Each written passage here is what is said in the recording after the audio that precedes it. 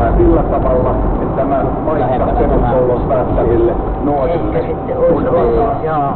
Se, johtuen valtiontaloudellisista syistä on jouduttu myöskin säästötoimenpiteisiin itse asiassa kaikilla muilla koulutuksen tasolla, vaan ei peruskoulussa, joka on ollut hallituksen ja myöskin opetusministerin huolenpidon ja silmäterän kohde. Sinne on päinvastoin lisätty määrärahoja merkittävästi opetusryhmien koon pienentämiseen ja myöskin koulujen välisten oppimiserojen pienentämiseen.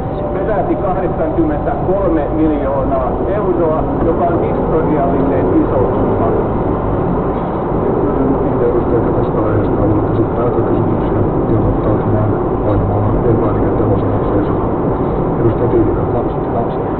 Arvoisa puhemies, ministerin julistus on kaunista kuultavaa, mutta käytäntö ja todellisuus koulutuksessa ei valitettavasti vastaa antamaanne kuvaa. Te mainostatte kyllä yhteiskuntatakuuta, mutta esimerkiksi ammatillisessa koulutuksessa keskeyttämisprosentit ovat erittäin suuria. Mistä tämä voi johtua? Sen sijaan, että te tarjoaisitte nuorille laadukasta ammatillista koulutusta, te tarjoatte ehkä kulissikoulutusta. Nimittäin leikkausten takia monissa